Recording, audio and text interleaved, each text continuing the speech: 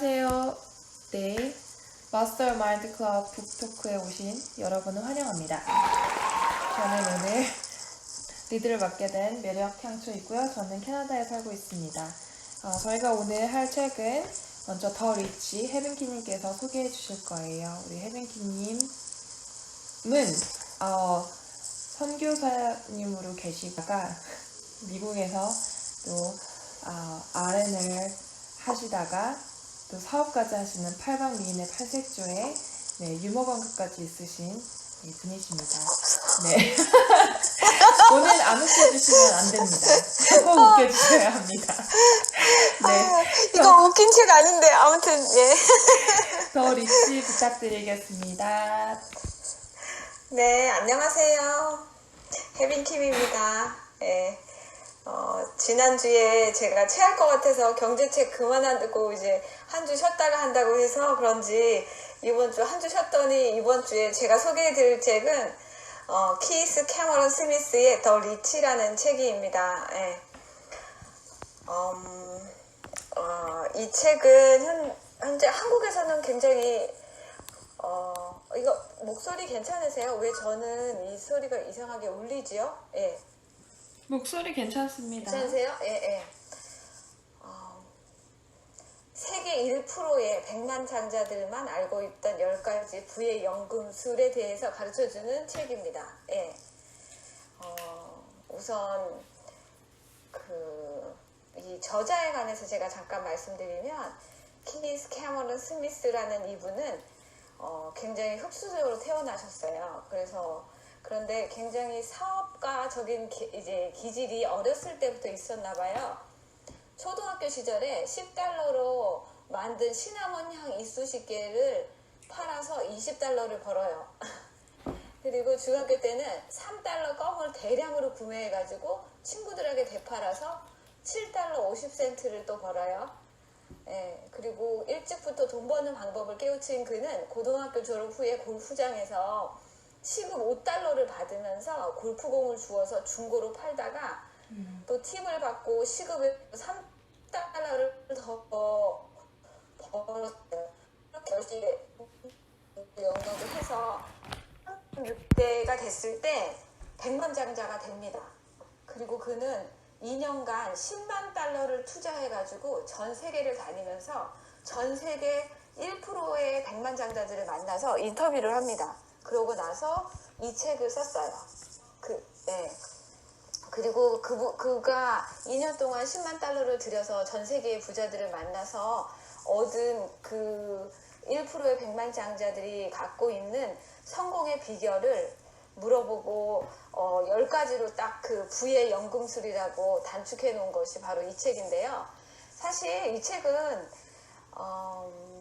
다른 여타의 그냥 자기계발서나 그런 책들처럼 굉장히 겹치는 부분들이 많아요. 예, 겹치는 부분들이 많고 우선 여러분들이 궁금하실 그 10개의 연금술을 우선 쭉 그냥 제가 한번 말씀드릴게요. 10번째부터 이제 거꾸로 이렇게 소개가 되어 있어요. 책에는 10번째 연금술, 길게 생각하고 미래를 설계하라. 9번째 연금술, 아이디어를 자주 이야기하라.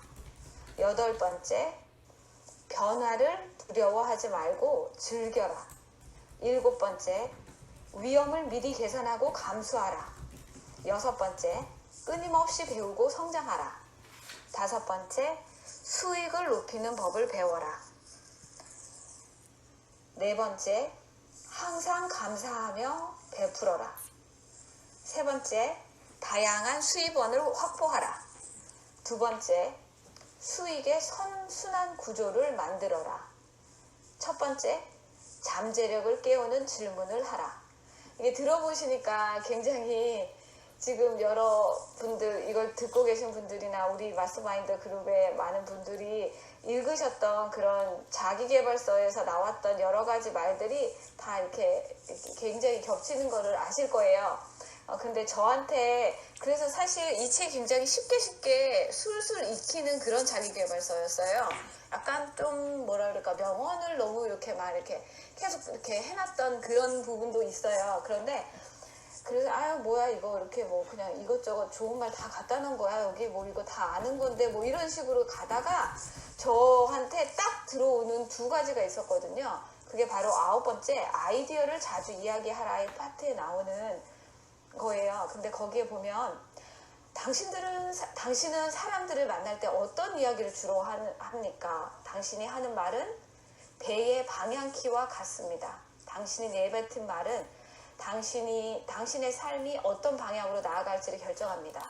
그래서 이 사람이 얘기하는 것은 백만장자들은 이제 보통 우리가 만났을 때 대화의 주제가 어떤지 보통은 그냥 잡다한 이야기를 한다든지 하는데 자기가 조사했던 백만장자들의 특징은 모이면 무조건 아이디어에 대해서 이야기를 한대요. 그래서 나는 이런 아이디어가 있어. 이 아이디어 어떻게 생각하니? 뭐 이렇게 아이디어에 대해서 얘기를 한다고 해요. 여기 짤막하게 대인배는 아이디어에 대해 이야기하고 범인은 잡다한 이야기를 하며 소인배는 남에 대해 말하기를 좋아한다. 이렇게 써 있거든요. 그리고 여기 제 마음에 와닿았던 한 부분을 또 얘기해 드리자면 이게 되게 이 부분이 엄청 제 마음에 와닿았어요. 이분이 이렇게 얘기하세요. 예전에는 잡다한 이야기나 남의 말 하기 좋아하는 사람들과 어울리는 것을 끔찍하게 생각했다. 이분은 이제 그렇게 말씀하세요. 근데 사실 요즘 저 개인적으로 그러니까 남의 말 좋아하는 거를 좋아하는 그룹에 가기를 끔찍하게 싫어하고 있는데 이분이 여기다 그대로 얘기를 하면서 하지만 질문의 힘에 대해 깨달은 후 더는 이들과 대화하는 것이 전처럼 싫지 않았다. 예, 요거는 지금 뭐냐면 제가 아까 두 가지라고 했잖아요. 9번째 연금술하고 제일 마지막 첫 번째 연금술에 나오는 첫 번째 연금술이 뭐였냐면 잠재력을 깨우는 질문을 하라예요.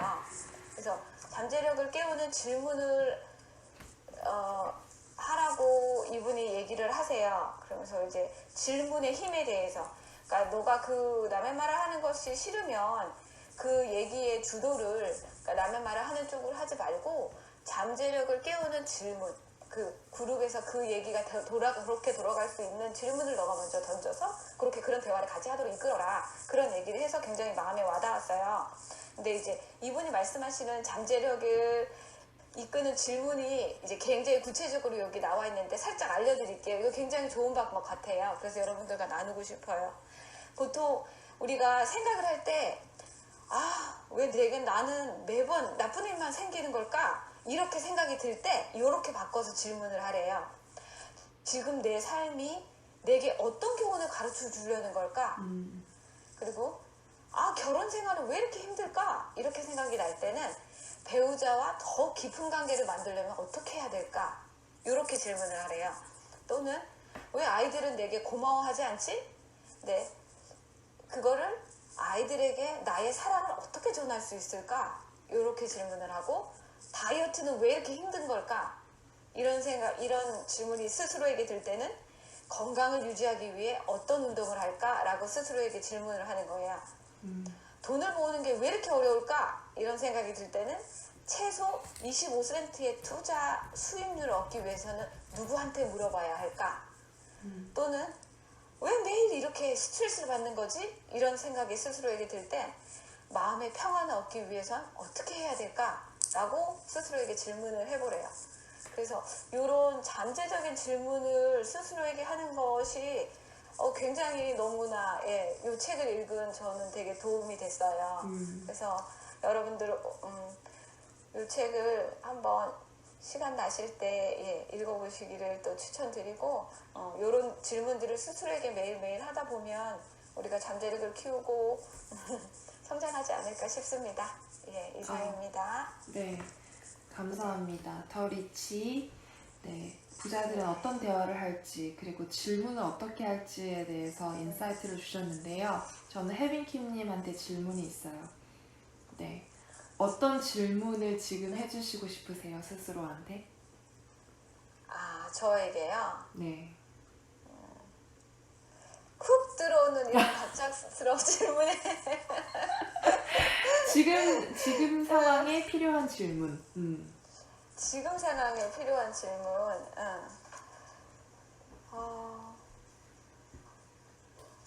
뭐가 있을까요? 제가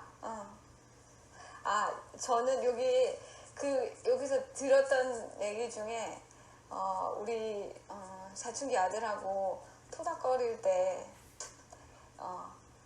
저 녀석 사춘기라고 왜 이렇게 하지 않고 내가 우리 아들을 좀 더 어떻게 사랑으로 이끌 수 있을까라는 질문을 내 스스로에게 해주고 싶어요. 예.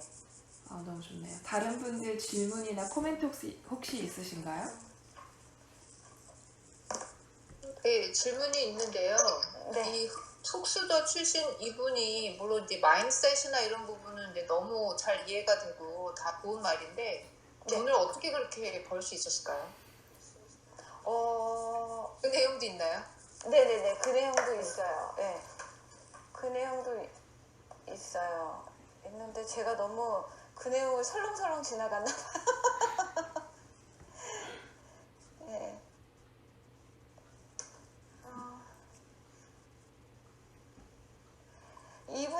이분이 얘기하는 게 요렇게 장기적 계획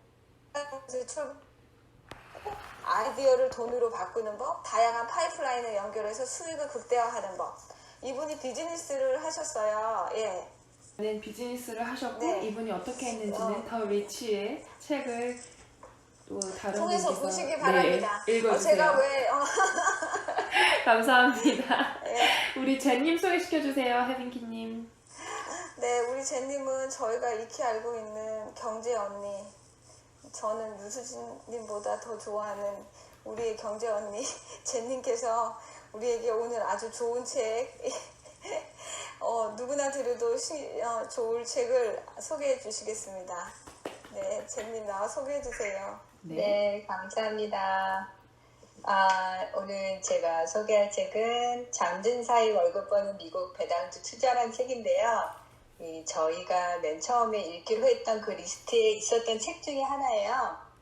근데 이 책은 주로 그러니까 배당주에 투자하려고 하는 사람들이 알아야 할 어떤 정보를 종합해 놓은 책이라고 생각하시면 좋으실 것 같아요. 그래서 우선은 이게 공저거든요. 세 분이 같이 쓴 책이고요. 그리고 이렇게 블로그나 유튜브에서 활동하시는 분들이 쓰신 책이에요. 주로 이제 배당주에 투자하시는 분들이에요. 근데 이분들이 실제로 이야기하는 것은 미국 배당주예요. 왜냐하면 미국의 주식시장이 그래도 가장 투명하고 그리고 그 달러에 그 힘이 있기 때문에 그리고 또 왜 배당주에 투자를 하느냐라고에는 뭐라고 하냐면 현금이 계속 나오니까 그 어떤 현금이 나오는가 현금은 없어지지 않는 거잖아요. 그리고 또 물가가 오르면 현금 그 배당률도 물가 따라 올라가고 회사에서 주는 거기 때문에 회사의 이익도 물가 따라 올라가고 그래서 약간 주식은 막 올랐다 막 내릴 수 있지만 이런 거랑 비슷한 것 같아요. 내가 어떤 주식은 예를 들어서 5년 동안 그냥 가지고 있으면 그때 가격이 올라갈 확률은 높지만 가격이 떨어질 확률도 있는 반면에 배당주는 가격이 똑같이 떨어지더라도 그동안 내가 받은 현금이 있기 때문에 어느 정도는 완전히 잃어버리는 것을 보완해 준다는 어떤 그 장점이 있기 때문에 이 저자는 그 주식 배당주에 투자를 한다라고 하고요. 예전에도 한번 우리 같이 얘기해 본 적이 있는데 이게 배당률이 높지 않아요. 그래서 보통 2%에서 3% 정도고 4% 정도 되는 그런 것도 있는데 그건 고배당주인데 약간 그 배당주가 높은 거는 어떤 주식을 포함하고 있는지를 좀 잘 살펴봐야 되기 때문에 보통 한 2%에서 3% 정도 나오는 그 주식을 주로 이 책에서는 얘기를 하고 있고요. 월 한 5만 원에서 10만 원 정도를 벌려면 한 12,000불 정도를 가지고 있으면 그 정도를 벌 수 있고 그리고 여기서 나오는 거는 통신비 그러니까 이 배당주를 사서 내가 무엇을 하고 싶느냐에 따라 투자해야 되는 금액이 이제 달라지는 거예요. 그래서 예를 들어가지고 내가 이 주식에 투자해가지고 한 250불에서 400달러 정도를 얻고 싶다 그러면 한 6만 달러를 넣어놓으면 달달이 그 정도가 나올 수 있다라고 얘기해서 이 책에서는 한 5억 원 정도 넣어놓으면 그러면은 배당금 한 200만 원 정도 나오는 걸로 돼 있어요. 그러니까 약간 그 정도, 그러니까 약간 이 책에서 얘기하는 경제적 자유의 어떤 그 초기 단계는 그 정도인데, 그러려면 자본 보면 5억 원이 필요하다는 거죠. 이 방법을 써서 그 무노동 소득을 얻으려고 하면은. 그렇게 단계를 나눠놨고요. 그래서 이 저자들이 얘기하는 거는 그냥 처음부터 경제적 자유 단계라기보다는 내가 그냥 한 5만 원에서 10만 원 정도의 무노동 수익을 올리고 싶다라고 하면은 그러면은 그런 주식 배당주에 투자를 하는 것도 괜찮다라고 이렇게 나와 있어요. 근데 이제 우선 그렇게 한 다음에는 굉장히 많은 정보가 이 책에 사실 있어요. 그래서 이 책은 그 주식 그 배당주에 투자하고 싶은 분들은 그냥 가지고 계셔도 좋을 것 같아요.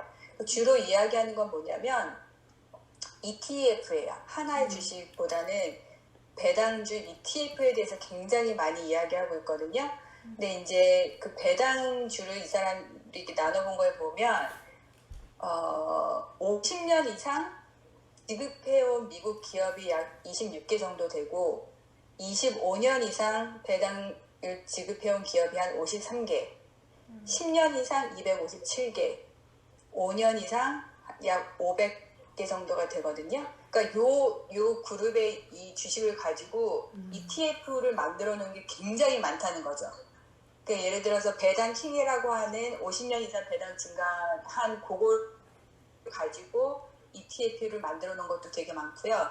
아니면 그냥 한 5년 정도 배당주를 지급해온 그 기업들을 가지고 그 안에서도 ETF를 만들어 놓은 게 되게 많아요. 그래서 자신이 원하는 어떤 그거에 따라서 충분히 ETF를 골라가면서 그 배당주에 투자를 할 수 있고, 그리고 이 배당주에서도 아까 한 200개, 500개가 있다고 했잖아요. 그 중에서도 어떤 ETF는 그나마 좀 성장을 계속하고 있는 그런 기업들만 모아놓은 ETF가 있고, 다른 거는 성장은 하지 않지만 꼬박꼬박 배당주를 지급했던 어떤 그런 기업에만 이렇게 딱 몰아놓은 ETF가 있고 그렇거든요. 그래서 이제 만약에 여러분이 배당주에 관심이 많아서 내가 가지고 있는 투자 포트폴리오 중에 일부분을 그냥 안전하게 넣어놓고 싶다라고 하면은 이 책에 나와 있는 되게 많은 ETF를 한 번씩 훑어보시고 그 중에서 골라서 투자를 하셔도 될 것 같아요. 그래서 예를 들어서 제가 이 중에 하나 나와 있는 게 25년 이상의 배당기족 ETF라는 게 있는데, 그러니까 25년 동안 계속 한 번도 빠짐없이 배당을 지급했던 주식들의 어떤 인덱스인데요. 그 안에는 어떤 기업들이 있냐면 보통 이게 안정된 기업이고 오래된 기업일 거 아니에요. 그러니까 주로 뭐 필수 소비재, 산업재, 뭐 원자재, 그 다음에 뭐 부동산, 그러니까 주로 이런 건데 제일 많은 거는 필수 소비재와 산업재예요. 왜냐하면 기업이 오래되고 꾸준하게 그 우리가 일상에서 쓰는 어떤 그런 거를 파는 회사여지만 꾸준하게 간다는 의미도 있고, 그리고 사실 이 배당을 지급하는 회사의 특성이 뭐냐면 굉장히 성장을 하는 회사들은 돈을 벌면 자기네가 벌어들일 수 있는 이익의 퍼센티지가 높기 때문에 그 돈을 자기네가 다시 투자를 해서 다시 성장을 하는 게 그 주주들한테는 훨씬 더 이익이 큰 거거든요. 내가 배당을 지급하지는 않더라도 나의 주식 가격이 5%, 3% 오르거나 내 프로핏이 훨씬 더 빠르게 올라가면 배당을 지급하지 않는 게 사실은 주주를 위한 게 맞는데, 예를 들어서 여기 제일 많이 나온 게 뭐냐면 클로락스 같은 회사들은 사실 이 회사가 앞으로 굉장히 신개발을 해서 성장을 하다기보다는 가지고 있는 제품을 꾸준히 팔고 그걸로 계속 그 프로핏을 내는 어떤 그런 회사잖아요. 성장주는 아닌 거죠. 가치주라고도 할 수 있나? 그러니까 어떤 필수 소비재. 그래서 그런 주식들이 되게 많아요. 이 ETF 안에 보면. 그래서 제 생각에 여러분이 포트폴리오를 구성하실 때 약간 이렇게 믹스를 하시면 좋을 것 같아요. 그러니까 이렇게 나는 성장주에 투자하고 싶어. 그러면은 약간 그 뭐 바이오 뭐 이런 쪽으로 투자를 하시다가 어느 일정 부분은 나는 그래도 현금을 계속 이렇게 창출하는 데 한번 투자를 해보고 싶다 하면은 이런 일 넣어놓으시면 좋을 것 같고, 한 가지 재밌는 것은 이 저자가 하고 있는 방법은 뭐냐면 이 ETF를 산 다음에 거기에 디비던드가 그러니까 배당이 나오잖아요. 그 배당을 다시 투자하는 리인베스트먼트를 하는 방법을 써요. 근데 그게 약간 복리의 효과가 나는 거죠. 그러니까 그러면 내가 항상 클로락스 이 ETF라고 생각하면 클로락스 주식이 있는데 거기서 배당이 2%가 나오면 1년에 2% 나오면 그거 그냥 또 리인베스트 하면 내가 그 주식이 그냥 그렇게 늘어나고 그거에 따라서 배당금이 조금씩 또 늘어나는 그런 효과가 있는 거잖아요. 그래서 여기 있는 저자들의 목적은 그런 식으로 계속 정말 10년, 20년 투자를 해서 그 경제적 자유에 이루는 포트폴리오를 구성하는 게 어떤 목적인 사람도 있어요. 이 저자 중에는. 그러니까 그 방법도 있고, 여러분이 지금 당장 현금이 필요하시지 않는다고 하면 그런 식으로 그냥 리인베스트 해서 오랜 기간 가지고 있는 방법도 있을 수 있다라고 할 수 있어요. 근데 사실 이렇게 되게 다른 어떤 주식 투자에 비해서 이게 막 되게 매력적이거나 그렇지는 않은 투자 방법 중에 하나인데, 하지만 그냥 여러분 생각하실 때 포트폴리오에 가지고 있으면은 괜찮을 수 있는 어떤 그런 안정적인 어떤 그런 투자 방법 중에 하나고, 여러분이 나이가 이렇게 더 우리가 많아지면 내가 어떤 주식으로 인해서 위험 주식 자산 이런 것보다는 좀 안전 자산을 더 갖고 싶다라고 했을 때 이제 이런 쪽에 꾸준히 배당을 주는 주식에 투자를 하는 방법이 하나가 있는 것 같아요. 그리고 이 25년, 50년 주식 그 배당을 주는 그런 회사들은 이 미국이 그 은퇴 자금이 굉장히 많잖아요. 근데 그 사람들이 이 배당을 받기 위해서 투자를 하고 자기네 주식을 사는 거를 이미 알고 있어요. 그 회사들은. 그래서 쉽게 배당을 정지시키기가 힘들어요.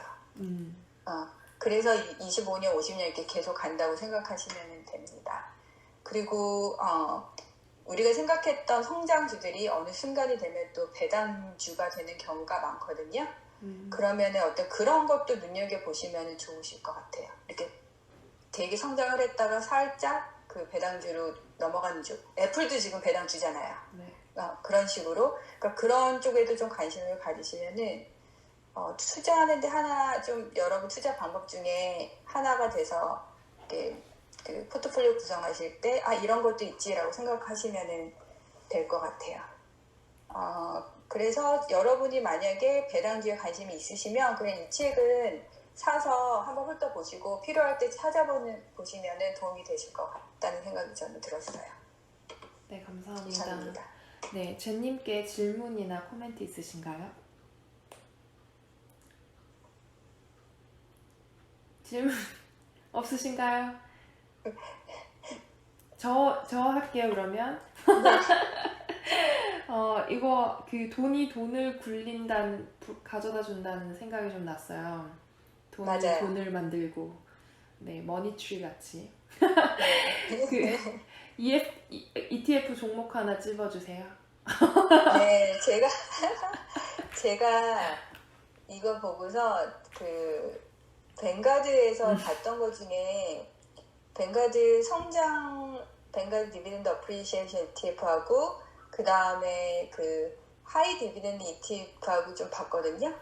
그거 한번 보시면 재밌을 것 같아요. 왜냐하면 이거는 되게 덩치가 큰 거하고 그 수익률 조금 나가는 거, 그게 좀 중요한 것 같아요. 얼마 벌지 않는데 거기서 수익률이 나가는 것보다는 되게 수익률이 작고 좀 덩치 커서 뭐 이게 하루아침에 막 ETF가 사라지지 않을 만한 거, 그러니까 그거 찾아보시면은 괜찮으실 것 같아요. 그리고 거기에 하나 제가 더 알아보고 싶은 게 그 PGX라고 좀 Preferred ETF라는 게 있는데 배당 그 수익률이 높더라고요. 근데 이거는 약간 어떻게 보니까 약간 위험률이 높은 거인 것 같긴 한데 그래도 배당률이 높아가지고 제가 좀 더 알아봐야 될 것 같은 생각이 들어요. 그게 거의 5.7%인가 그렇더라고요. 질문에 대한 답을 이미 준비하셔서 질문 안 했으면 큰일 날 뻔했습니다. 네, 감사합니다. 그 다음은 네. 우리 걸마님 소개해 주세요, 제님께서. 네네. 걸맘님 오늘 되게 또 학구적인 분위기로 변해가지고 오셨어요. 안경 딱 쓰시고 요즘에 보면은 되게 뭐 스피치든 아니면 독서든 되게 여러 가지 하시는데 그거 하시는 거 볼 때마다 다 너무 잘하셔가지고 걸맘님 못하신다고 하시는데 너무나 잘하고 계시고 그리고 항상 이렇게 좋은 책과 좋은 코멘트 주셔가지고 너무 감사하다는 말씀 전해드리고 싶습니다. 그러면 걸맘님 바통 받아서 또 책 소개시켜 주세요. 네, 안녕하세요. 저는 캘리포니아에 있는 걸맘이고요. 혜백님하고 제님 너무 잘 들었어요. 두 분 다 정말 저에게 지금 필요한 말씀들 당장 그 두 책을 당장 읽고 싶네요. 저는 오늘 조금 말을 안 듣고 제 맘대로 책을 정했어요. 제가 오늘 같이 이야기를 나눌 책은 그 JYP의 무엇을 위해 살죠라는 책이에요. 그래서 이거는 제가 사실 제 교회에 계신 교회분들하고도 또 따로 북클럽을 하고 있는 게 있거든요. 근데 거기에서 어떤 한 분이 재밌게 읽으셨다 그래가지고 그 책에 대해서 이야기를 많이 나눈 건 아닌데 그냥 JYP가 종교서적을 썼다고 하니까 궁금해서 마침 또 밀리에 있길래 읽어봤는데 저는 이 분이 이제 뭐 본인의 이제 그런 인생의 굴곡이 있잖아요. 그러면서 전에 토크쇼에 나왔을 때를 한번 뵌 적이 있는데 그게 제 아직도 기억에 남아요. 그래서 정확하게 하나하나씩 다 기억은 하진 못하겠지만 그때 당시에 이제 이혼을 겪고 뭐 이렇게 하시면서 자기는 이것도 해보고 저것도 해보고 근데 마음이 허전해서 봉사활동까지도 했는데 그게 아니더라. 봉사활동도 끝이 아니더라. 뭔가 더 있을 것 같더라 해서 그냥 그때 10년도 더 됐던 것 같은데 그냥 이제 종교를 찾으시겠구나 그런 생각을 막연하게 했던 게 기억이 나요. 저 본인도 그렇게 바른 종교인이 아니지만 그냥 그게 이렇게 무의식 중에 있었던 것 같아요. 그래서 이 책을 간단하게 소개하자면 일단 첫 부분은 이 분이 이제 본인의 인생에 살아셨던 거에 대해서 이야기를 해요. 어렸을 때부터 사랑에 대한 환상이 있으셨대요. 그래서 사랑하는 사람과 결혼하는 거를 이제 인생의 최종 목표 그렇게 그거를 이제 두고 사셨다고 해요. 근데 그렇게 생각하기에는 조금 인생의 목표를 일찍 이루신 거죠. 연예인 치고도 조금 일찍 결혼하신 편이니까.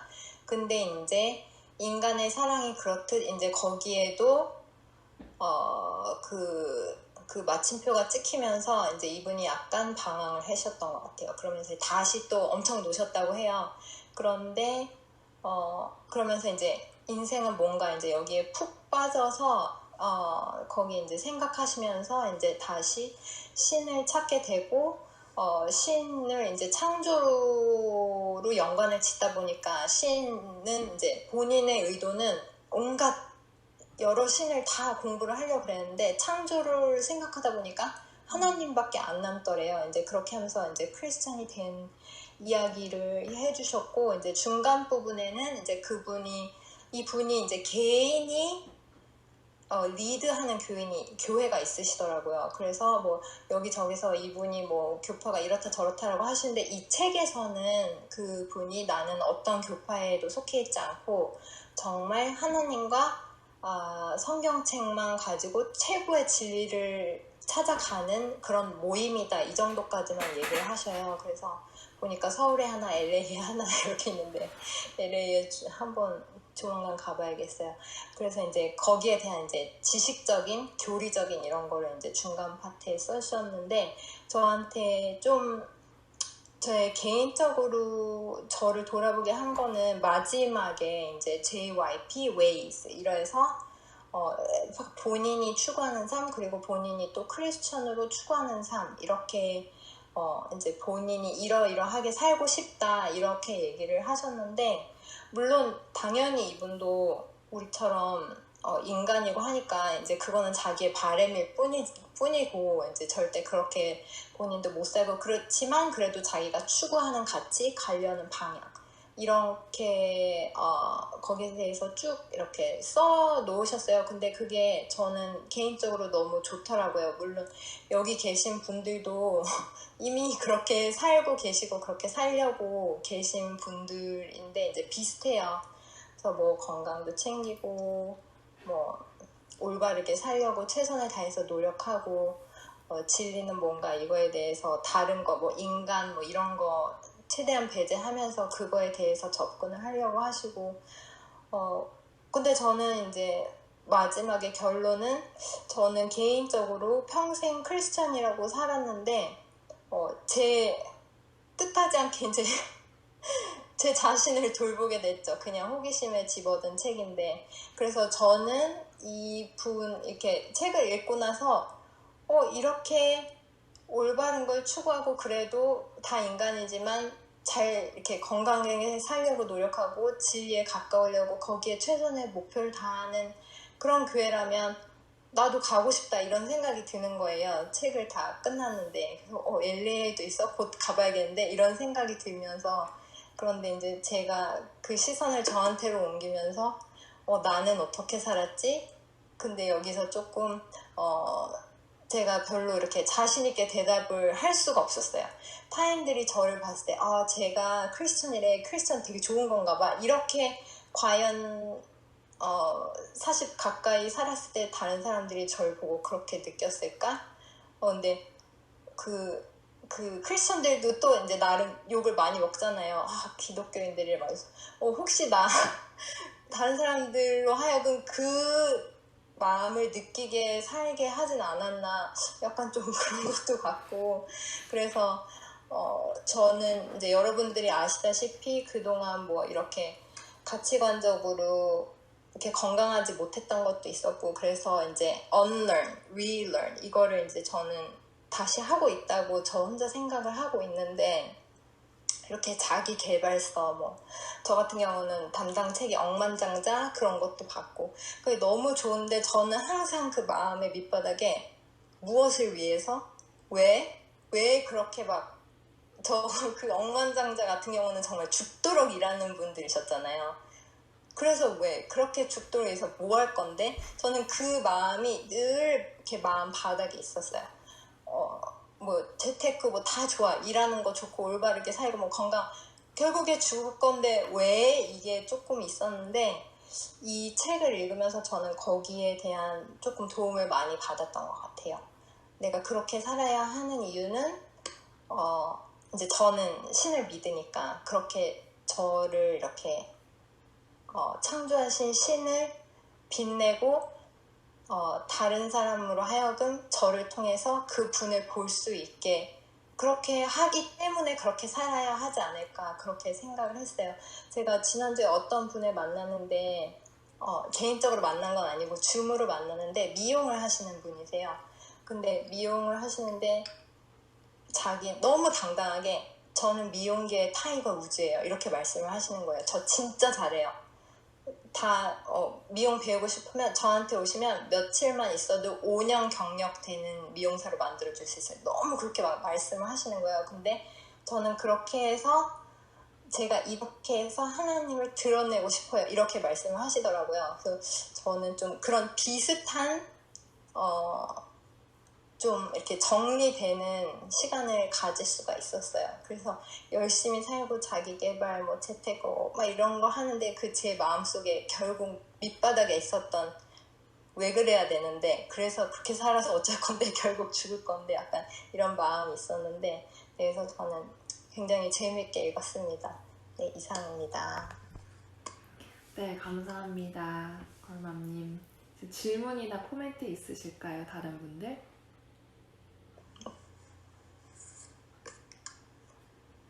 없으신가요?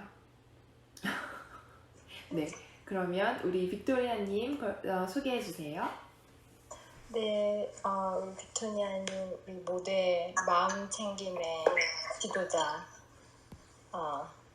지금 LA에서 각종 사업과 어저께 클라에서 라저하고 자기소개 하시는 걸 들었는데 정말 저는 너무 감명감 깊었어요. 몸과 마음을 챙겨주는 선생님, 빅토리아님을 소개합니다.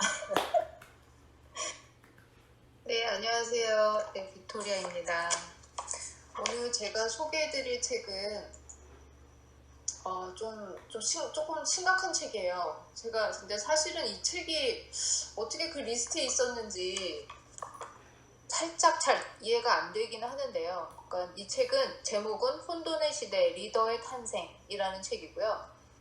도리스 컨스 굿윈이라는 그 하버드 정치학과 그 교수님이 쓰신 책이에요. 이분은 미국의 그 36대 대통령, 저는 사실 뭐 미국에 온 지도 그렇게 얼마 안 되고, 그래서 미국 대통령 중에 유명하신 분, 뭐 링컨, 네, 루스벨트 대통령도 시어도 루스벨트하고 프랭클린 루스벨트 대통령도 사실 어떻게 다르신 분인지도 제가 모르고, 뭐 워싱턴, 그 다음에 프랭클린, 뭐 이 정도만 사실은 아는데, 근데 이분 그 린든 존슨이라는 대통령의 그러니까 36대 대통령이었고 보니까 20세기 초반부터 1978년까지 대통령을 하셨더라고요. 그러니까 그분의 보좌관을 하셨던 분이세요. 그래서 이제 그분의 보좌관을 하시면서 그 린든 존슨이 이제 린든 존슨 대통령이 이제 대통령을 이제 그만두시고 이제 본인의 회고록을 쓰실 때 그 회고록 쓰는 거를 같이 집필하는 거를 도와주셨던 분이세요. 그러면서 이 책을 쓰셨어요. 그래서 이분이 그 린든 존슨 대통령뿐만 아니라 그 전에 계셨던 대통령 그 저희가 그러니까 존경하는 그러니까 에이브라임 링컨 대통령부터 시작해서 시어도어 루스벨트 대통령, 프랭클린 대통령, 린든 존슨 대통령 이렇게 4명의 대통령을 그러니까 대통령을 그러니까 대통령의 그 정보를 가지고 어떤 리더가 그러니까 리더는 타고나는지 그들의 야망은 어디서 오는 것인지 그리고 그들의 그런 그 삶 속에서 역경이 분명히 있었을 텐데 그런 역경은 리더십 정당에 어떤 영향을 미치는지 그리고 그들이 살았던 시대가 조금 이제 미국이 뭐 2차 세계대전도 그렇고 뭐 남북전쟁도 그렇고 굉장히 많은 뭐 갈등과 뭐 이런 그런 뭐 전쟁도 치르고 뭐 이런 시대였었기 때문에 그렇게 어떤 시대적인 그런 것들이 이런 리더를 만들었는지 그리고 이런 리더의 삶이 국민의 삶과 어떻게 그런 의미를 부여하면서 서로 그런 그러니까 목적의식과 의미를 부여했는지 그리고 그들의 이제 권력과 직위와 리더십은 또 어떻게 다른지 그리고 또 그들의 개인적인 야망보다 이제 더 큰 목적 없이도 리더십이 가능했는지 뭐 여러 가지 질문들을 가지고 이 책을 쓰셨어요. 그래서 저는 사실은 이 책을 쭉 읽으면서 이분들에 대한 생각보다는 그러니까 저희가 지금 최근에 이제 대통령 선거를 치르고 이제 트럼프 대통령에서 이제 바이든 대통령으로 이렇게 저희가 새로운 대통령을 지금 모시게 됐잖아요.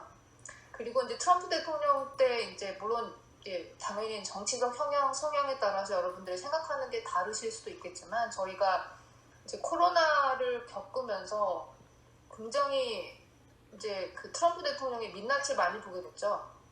그리고 저는 또 이제 한국 정치에도 관심이 많아서 한국 정치도 뭐 이제 지금 문재인 대통령이 되시고 그 전에는 좀 박근혜 대통령이 또 이제 국민의힘에 의해서 이제 물러나시고 또 문재인 대통령이 되시고 그랬잖아요. 그래서 그러니까 그런 것들을 이렇게 이런 것들을 겪으면서 참 역사가 기록하는 대통령과 그리고 국민이 생각하는 대통령이 과연 그러니까 내가 아는 대통령이 맞을까? 그분들이 사실은 조금 좀 속된 표현이긴 하지만 어떤 정파나 이런 곳에 조금 뭐 얼굴마다 어쩔 때는 이제 뭐 박근혜 대통령 같은 경우는 이제 밝혀진 바로는 이제 최순실이라는 그런 실세에 의해서 사실은 꼭두각시처럼 그렇게 또 정치를 대통령직을 하셨던 그런 분이셨잖아요. 그래서 저는 그런 생각들이 머릿속에 계속 있으면서 이분들을 보게 됐어요. 그래서 좀 많은 생각을 하게 된 것 같은데요. 근데 뭐 어쨌든 이분들 다 뭐 지금 제가 블로그에다 이제 큰마이 얼굴을 이렇게 사진을 갖다 놨는데 미국 사람들 어느 분들을 다 이렇게 픽해서 물어봐도 이분들을 다 존경하는 분이실 것 같아요. 그래서 4명의 전기를 그러니까 위인전을 읽은 느낌이었어요. 그래서 어렸을 때 저희 위인전 많이 읽잖아요. 그래서 비슷해요. 어렸을 때 굉장히 이제 뭐 에이브람 링컨 같은 경우는 이제 흑수 출신이고 그렇지만 이제 시어도어 루스벨트나 프랭클린 루스벨트 같은 경우는 굉장히 부유한 명문가 출신이었고 그래서 이제 그렇지만 이제 이들의 공통점은 뭐냐면 확실하고 명확한 길을 걸었던 것이 아니고 혼란과 실패, 희망과 두려움으로 가득한 상태에서 처음에는 이제 경험 부족으로 인한 미숙함 그리고 이들의 이제 그런 야망, 그 권력에 대한 그런 야망 때문에 뭐 자만심도 있었고 그다음에 잘못된 판단도 있었고 실수도 굉장히 많았고 그렇지만 이분들이 이제 공통적으로 이렇게 대통령이 될 수 있었던 것 중에 제가 저희 눈길을 사로잡은 단어가 하나 있었어요. 그게 이제 뭐냐면 이제 회복 탄력성이라는 단어였어요. 그래서 이 부분은 그러니까 리더라면 지금 뭐 저도 조그만 조직의 리더를 지금 뭐 회사를 운영하고 하고 있고 이렇기 때문에 이 부분의 중요성은 뭐 제가 대통령이라는 큰 그런 직책이 아니어도 너무 잘 이해가 되는 것 같아요. 예, 그러니까 회복 탄력성이랑 여러분들이 뭐 말 자체에서도 아시겠지만 어떤 그 어려움이 닥쳤을 때 그 어려움을 그러니까 금방 털고 일어나는 거죠. 그래서 저는 몰랐는데 이제 에이브라함 링컨 같은 경우는 뭐 평판과 그런 이제 개인적인 그런 도덕성에 심한 타격을 입은 적도 있었대요. 그래서 제가 그 전에 이제 그러니까 에이브라함 링컨에 대해서 알고 있었던 거하고 좀 다르게 이분이 그러니까 본인의 그런 큰 그런 그런 목적을 위해서 좀 도덕적으로 안 좋은 그런 거를 하셨더라고요. 그래서 뭐 어쨌든 그런 걸로 인해서 사람들은 이제 실망을 받고 이분들한테 이제 많이 돌을 던졌겠죠. 그래서 이제 우울증과 자살을 생각할 정도였었고, 그리고 이제 시어도어 루즈벨트 같은 경우는 젊은 날에 이제 그 아내와 어머니를 또 잃었고, 이제 프랭클린 루즈벨트 같은 경우는 저희가 아는 것처럼 이제 소아마비에 걸렸고, 그래서 이제 평생 허리 아래가 마비된 상태로 지내셨어요. 그리고 린든 존슨 같은 경우는 이제 상원의원 이제 선거에서 패배한 후에 얼마나 많이 충격이 크셨겠어요. 그래서 그 이후로 굉장히 그거를 이제 퍼스널리 받아들이고 이제 심장마비로 이제 죽음의 문턱에 이제 선 정도로 굉장히 이제 많이 힘들었었는데 어쨌든 이분들이 이제 그런 야망과 이제 대통령이 되겠다는 그런 목적이 있었기 때문에 이제 그거를 그 마음을 회복을 하고 결국에는 이제 백악관에 들어선 거죠. 그래서 근데 이제 백악관 들어서고 이 내용은 다 이제 여러분들 아시는 내용인데 저는 사실은 제일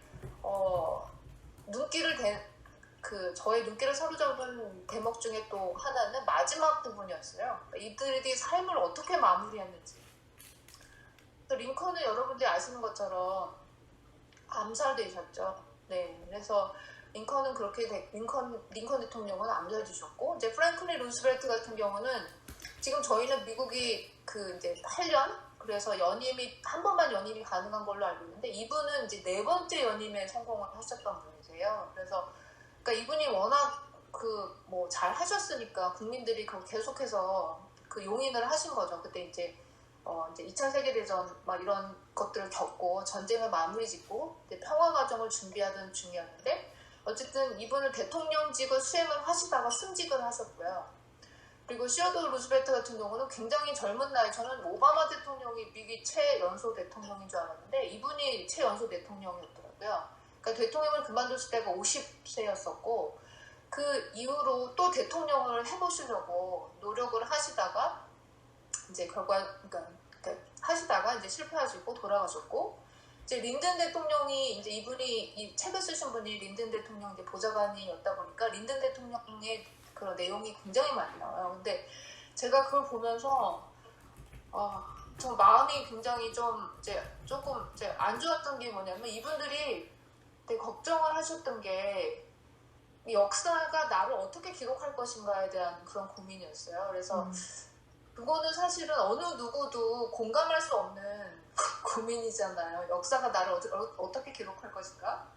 근데 그것 때문에 너무너무너무 진짜 심장마비에 걸려서 돌아가실 정도로 린든 존슨 대통령 심장마비에 걸려서 돌아가셨는데, 그래서 이제 그런 내용들을 보면서 제가 물론 강 건너 불 보듯 하면서 사실 이분들의 내용을 읽었지만 이제 마음속에서는 이제 거의 바이든 대통령이 대통령직을 잘 마무리를 하셨으면 좋겠다라는 것과 그 이후에 미국 대통령은 누가 될 것인가, 트럼프 대통령이 과연 또 다시 이제 제가 이제 길거리 지나가다 보면 2024 트럼프 써있는 그런 깃발을 굉장히 많이 봐요.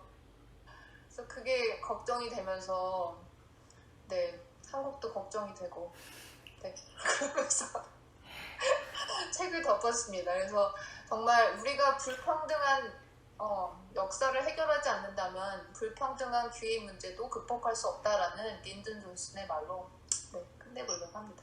네, 감사합니다. 제가 들으면서 드는 생각이 그 왕관을 쓰려는 자 그 무게를 견뎌라, 이 말이 생각이 나네요. 네, 다른 분들 코멘트나 질문 있으신가요? 네, 거기서 그 리더가 그 회복 탄력성에 대해서 이야기한다고 하셨잖아요. 네, 그 책에 나와 있는지 모르겠지만 아니면은 빅토리아님 개인적으로 그 레질리언스를 키울 수 있는 방법 혹시 나왔을까요? 아니면 빅토리아님이 추천해 주실 수 있으실까요? 네, 이분들은 그러니까 그러니까 이분들 같은 경우는 조금 저희랑 좀 틀린 것 같아요. 저희들 같은 경우는 이제 그러니까 사실은 원하는 게 있느냐 없느냐에 따라서 굉장히 달라질 것 같은데, 이분들 같은 경우는 대통령이라는 거를 원하는 그 권력욕이 너무 셌기 때문에 상처를 받았어도 그 권력에 대한 욕심? 네, 그런 야망 때문에 다시 털고 일어나는 거죠. 왜냐하면 내가 아니면 저 사람이 되거든요. 저 사람이 되는 꼴은 내가 못 보겠다는 그런 마음이, 권력욕이 너무 강했기 때문에. 근데 저희들 같은 경우는 회복 탄력성이 조금 다른 의미에서의 야망이어야 될 것 같아요. 네, 그래서 그러니까 지금 내가 가진 이런 힘든 일이 과연 이 힘든 일 속에서 내가 이 힘든 일을 통해서 내가 불행함을 선택할 것인지, 그럼에도 불구하고 나는 행복한 길을 선택할 것인지. 하지만 지금 나한테 닥친 일은 너무 슬프지만 그렇다고 제가 불행을 선택하고 싶진 않거든요. 네. 그래도 행복을 선택하고 싶어서, 그래서 회복을 하고 싶을 것 같아요. 명언을 해주셨네요. 감사합니다. 감사합니다. 네, 저 소개해주세요, 빅토리아님. 네, 향님이 이제 마지막이신데요. 저희 향님 정말 다재다능 모든 부분에서 90% 이상 다 하시는 것 같아요. 너무 대단하세요. 어린 나이에. 네, 존경합니다. 어제 사실 읽었던 책이에요. 임팩트 투자라는 책을 소개시켜드리고 싶어요. 이 책이 굉장히 인기가 없는 책이더라고요. 저는 이제 제목만 보고 와, 재밌겠다 하고 집어들었는데, 사실 저는 그 집은 순간 끝까지 다 읽은 책이에요. 그래서 임팩트 투자가 뭐냐 하면은 사회 또는 환경 문제를 개선하기 위해서 이제 투자를 받아가지고 그 사업체를 운영하는 거예요. 그래서 이게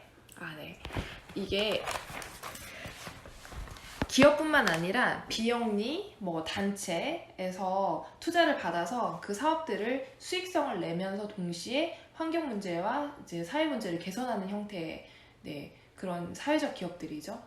그래서 저는 비영리 기관에서 오랫동안 몸을 담았고, 그리고 지금도 사회적 기업 프로젝트를 진행을 하고 있어서 임팩트 투자에 굉장히 관심이 많아요. 그래서 대부분 NGO 단체들도 그냥 모금한 거를 단순히 이제 기부하는 프로젝트에 그냥 지나치는 게 아니라, 이제 주민들이나 혹은 기업들이 이제 수익을 창출해서 지속적으로 긍정적인 사회적 문제, 환경적 문제를 해결하는 이쪽에 초점이 굉장히 많이 맞춰 있거든요. 그래서 아직도 지금 성장하는 단계고 임팩트 투자에 대해서 이제 개념을 잡아가는 지금 단계예요. 근데 이 책은 약간 임팩트 투자 실전편이라고 보시면 될 것 같아요. 그래서 사실 투자에 관심이 전혀 없고 그리고 기업 생리를 전혀 모르시는 분들한테는 좀 어렵거나 지루한 책일 것 같아요. 근데 임팩트 투자에 관심이 있고 혹은 투자 사이클에 대해서 관심 있으신 분들은 보시면 굉장히 디테일하게 이런 프로세스를 거쳐서 투자가 이루어지고 나중에 배당까지 이루어지는구나 하고 보실 수 있어요. 그래서 보니까 제 생각에는 뭐 엑셀 파일, 뭐 PDF 파일을 다 올려놓은 것 같아요, 홈페이지에. 그래서 이게 실질적으로 보고 싶으신 분들은 뭐 모델 분석이라든지 아니면은 뭐 그 외에 그 평가 가치라든지 이런 부분들을 다 계산을 해놓은 그 표가 있다고 하더라고요. 저는 들어가 보진 않았는데. 근데 이 책이 사실 안 좋은 것 중에 하나는 번역이 굉장히 잘 못 됐어요. 그래서 오역한 부분들이 굉장히 많아서 제가 너무 깜짝깜짝 놀란 단어인데 아마도 원서를 보면 조금 쉽게 다가가지 않을까 하는 생각이 들어요. 이게 한국말로는 정말 매끄럽지 않게 번역이 된 것 같은 출판사 어딘지 모르겠는데 시그마 북스 좀 각성하셔야 될 것 같습니다. 일단 목차를 보면 보실 수 있어요. 임팩트 투자란 뭔가, 그리고 투자 대상을 발굴하고 선별하는 방법, 그리고 분석하고 가치평가하는 거, 그 다음에 실제로 가서 이제 데스크 실사가 있고 실제로 가서 실사하는 게 있겠죠. 그리고 투자의 구조화, 그리고 거래 조건, 문서화, 모니터링, 가치 추구, 그리고 임팩트 투자 펀드, 이렇게 해서 마무리를 짓는데, 일단 뭐 선별 과정을 이 책에는 3가지 이제 기업을 예시를 들어서 이런 기업이 있고 B라는 기업이 있고 C라는 기업이 있는데 이 3개 기업이 이러한 선별 과정을 거쳐서 어떤 것의 점수가 높고 어떤 것의 점수가 낮아서 이 회사를 선택했다 하고 굉장히 디테일하게 보여주거든요. 근데 그 기준 중에서, 선별 기준 중에서 인상 깊은 대목이 있어요. 창업자, 그리고 임원진과 편안함 정도. 결국 모든 일은 사람이 한다는 거를 다시 한번 느낄 수 있는 대목이었어요. 사실 창업자가 굉장히 중요하고 동시에 보드 멤버들 있잖아요. 보드 멤버들이 투자자들과 어떻게 잘 코퍼레이션 할 수 있는지, 이런 부분도 중요하고요.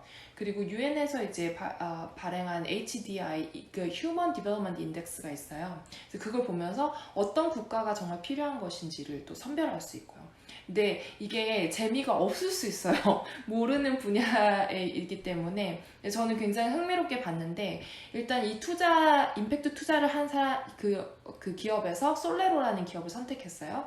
이 솔레로라는 기업은 태양광 램프를 만드는 회사예요. 인도에 있는 회사인데, 그래서 일단 선별을 하고 발굴을 하고 이게 그런 과정에서 뭐 글로벌 임팩트 인베스팅 레이팅 시스템에서 적정 수준, 그리고 플래티넘 수준까지 받은 정도로 굉장히 꽤 높은 기업을 선정해서 투자를 했어요.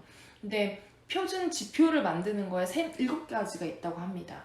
일단 기업의 사명, 그리고 사회적 환경적 목표, 세 번째는 조직의 목표를 추구하는데 투입되는 자원, 그리고 4번째는 주요 활동, 어떤 활동, 뭐 디자인하고 배송 관리하고 가격 책정하고 고객의 의견을 어떻게 수렴할 건지, 그리고 실적, 뭐 당연히 판매 실적이겠죠. 그리고 소자본 창업 수, 유통업체 수익, 현존 국가, 온실가스를 어떻게 상쇄했는지, 이런 숫자적 실적. 그리고 6번째는 성과, 태양광 램프를 팔면서 과연 이게 어떤 임팩트가 있었을까. 근데 이게 뭐 학습 시간 증대, 왜냐면 전기가 없다가 전기가 있으면 아이들이 공부를 하잖아요. 그리고 뭐 추가 조명 시간, 눈 피로 감소, 소득 창출, 실내 공기 질, 뭐 이런 정량적, 뭐 정성적 이런 성과를 또 측정을 하고요. 마지막으로는 이제 임팩트를 어떻게 그럼 관리할 거냐, 무작위 대조 실험. 사실 이거는 비영리 단체에서 굉장히 자주 쓰는 측정 방식이에요. 모니터링 방식이에요. 무작위로 대조해가지고 이 프로젝트를 하기 전과 후를 비교를 하는 거거든요.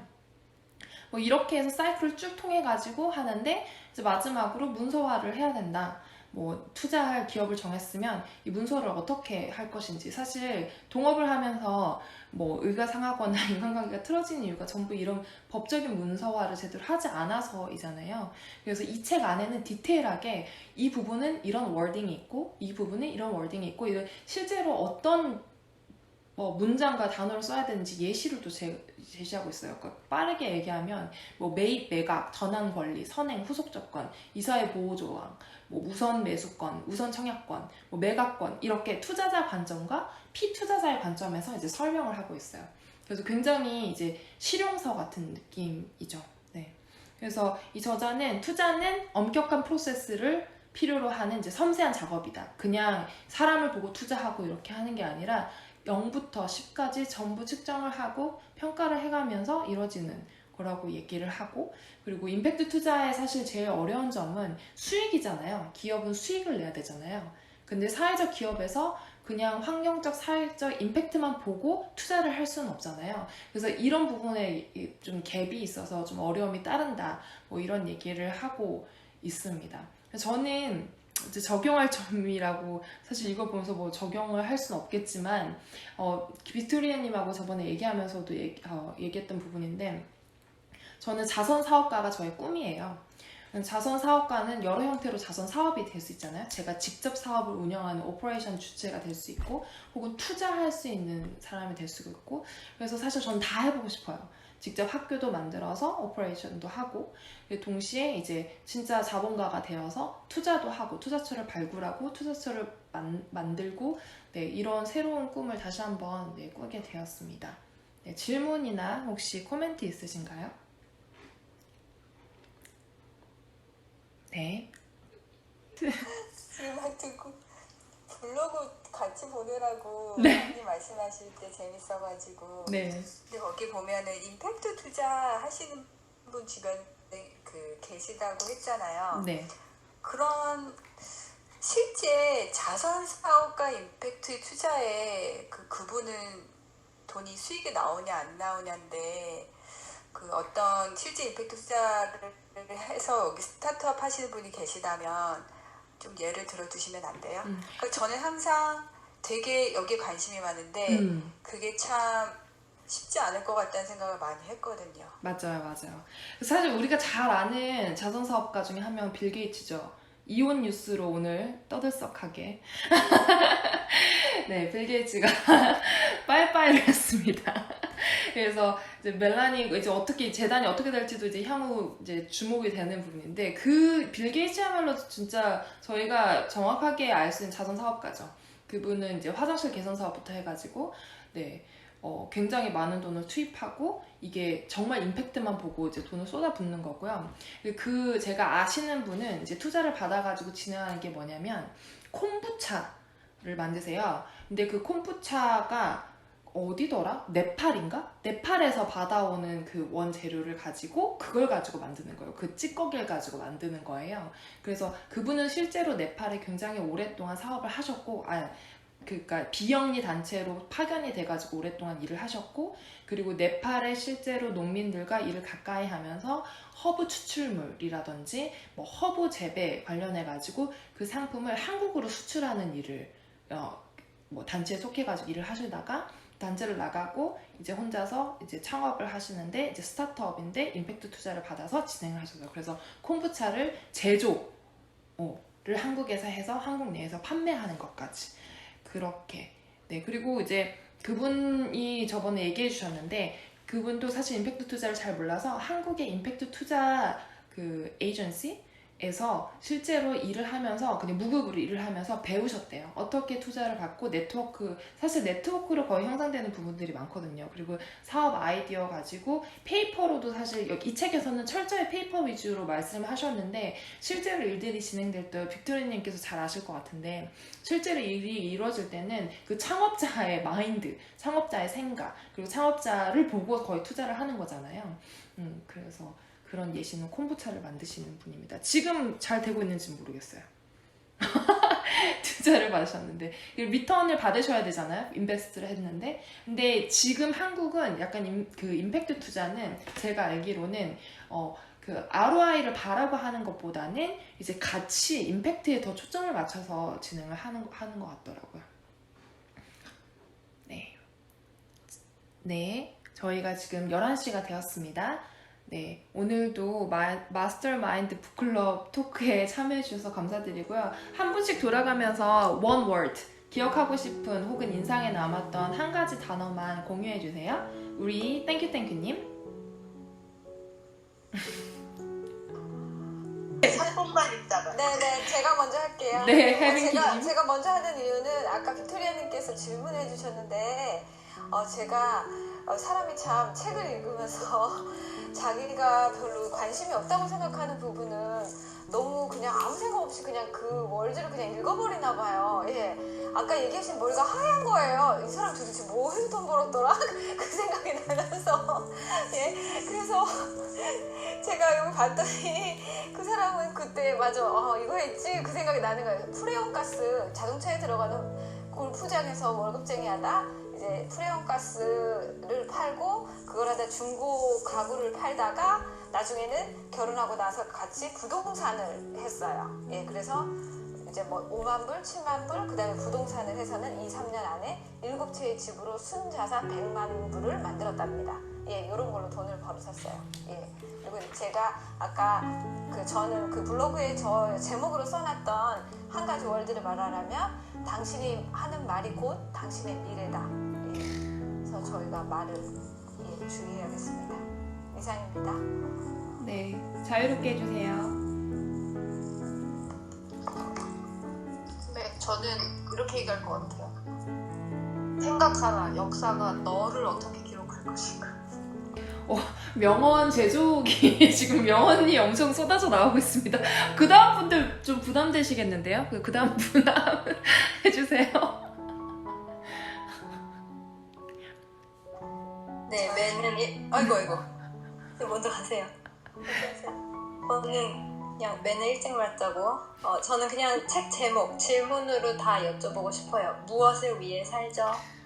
네, 제님. 저도 되게 비슷한데 저는 질문인 것 같아요. 아까 혜빈키님 말씀이 이렇게 똑같은 상황에서 다르게 질문하는 거, 걸맘님이 왜 부자가 돼야 되지? 하고 질문하는 거, 빅토리아님은 그 사람들은 왜 그렇게까지 해야 했을까? 그런 거를 어떤 질문을 하느냐에 따라서 그 자기가 생각하는 내면으로 또 들어갈 수 있는 것 같아서 저희 원월드는 질문입니다. 네, 땡큐님. 네, 저는 이게 무조건 열심히 살아야 된다, 성실히 살아야 된다, 뭐 딴짓하면 안 된다 그런 얘기를 항상 어릴 때부터 듣고 살았어요. 사람이 성실해야 되고 열심히 해야 되고 뭐 거의 충성적으로 열심히 살아야 된다. 뭐 노는 것도 별로 좋은 거 아니다. 이제 뭐 그런 식으로 이제 생각을 하고 책도 교과서만 봐야 되고 이제 그렇게 자라왔어요. 다른 책을 보시면 되게 싫어하셨고 근데 지금 이렇게 생각을 해보고 책을 보고 많이 배우는 게 열심히 일하더라도 스마트하게 열심히 일을 해야 되겠다. 아까 나성사님이 말씀하시는 게 배당금 얘기를 하셨을 때 이게 굉장히 스마트하게 써야 되겠다라는 생각이 들었어요. 보통 배당금 나오면 그냥 나를 위해서 돈을 즐겁게 쓸 생각을 할 수도 있는데 그걸 또 엎어서 또 자산을 불리는 그런 얘기를 하셨었고 그리고 아까 혜빈킴이 말씀하시는 것도 들었을 때 질문에 대한 같은 거라도 같은 맥락이라도 질문의 차이가 크게 아웃풋이 달라질 수 있다라는 걸 딱 보고 좀 더 지혜롭게 좀 생각할 수 있는 그런 방법을 찾아야 되겠다. 열심히 일만 할 게 아니라 일을 하더라도 좀 뭔가 더 아웃풋이 나올 수 있는 그런 식으로 일을 해야 되겠다라는 생각했습니다. 네. 네, 감사합니다. 저는 네. 한 단어는 임팩트. 네, 어떤 임팩트를 삶이나 제가 만난 사람한테 끼치고 싶은지 였습니다. 오늘도 네, 청취해주신 여러분께 감사의 말씀 드리면서 저희는 다음 주 월요일에 만나겠습니다. 안녕히 계세요. 바이바이. 감사합니다. 안녕히 계세요. 감사합니다.